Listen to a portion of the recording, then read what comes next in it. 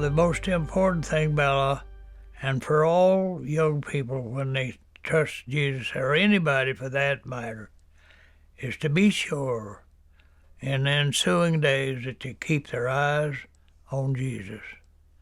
Keep the focus upon Him. Now, the devil is real, and he will tempt you and try to get you detoured off in some direction or other. But remember who you are. And remember, I remember a story about a young man. He grew up in this home, a Christian home, a mountain home, back in the country. And the day came when he was going away to college. And they was at breakfast that morning, and he would be leaving soon. And very quiet, nobody was saying anything. And the old man looked at his son across the table. He said, "Son, you're going to be going into a cold world. But always do this. Remember who you are." So that's the most important thing for all of us as Christians, as young Christians and old Christians alike, to remember who we are. When Jesus saves us, we become one of His children.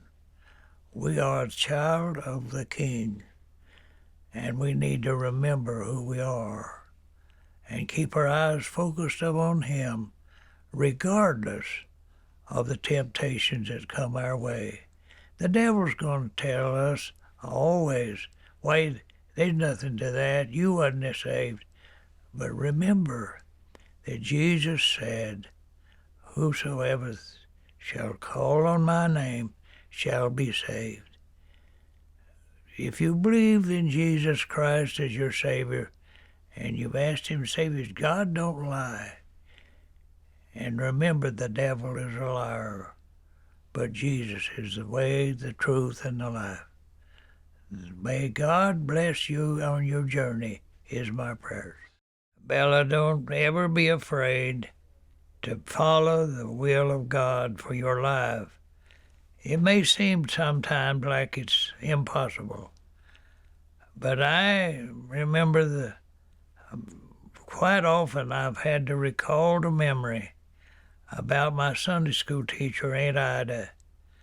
When I was in the card class, they called it the beginner's class in school, Sunday school, Aunt Ida would teach us, and she had little cards. I did have one of those little cards. They'd long since faded in the background for something better, they say. But on that card was a picture, a Bible picture, and on the other side was a story. And she would give us this card, and she gave us a card on this particular day. And the picture was Daniel in the den of lions with his head laying on a lion for a pillow. And she told us the story about Daniel being thrown into the den of lions because he was determined to do the will of God.